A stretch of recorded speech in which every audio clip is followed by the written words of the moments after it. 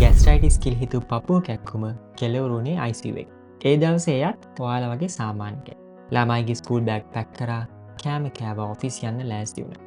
වයස අවුරුදු 47යි ජීවිතේ හොඳින්ම තිබ්බ කාලේ. දවසක් තිස්සේ පොඩි පපුව කැක්කුමක් තිබ්බා.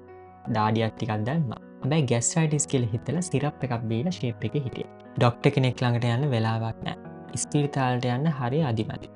ඔෆිස් වැඩ හින්දා හරි බිසි ඒ අස්සේ ළමයිගේ එක්සෑම්ස්. ඒ දවසේ ඔෆිස් යද්දී ඔෆිස් පාකින් ලොට් එකේ පපුව හිරපෙන වගේ කැක්කුමක් ආවා.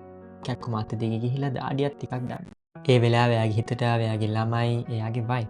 ටික වෙලාවකින් හොඳටම හුස්ම ගන්න අමාරු වුණා. හොඳ වෙලාවට එයාගේ ළඟ හිටිය එයාගේ හොඳ යාළුවෙක්.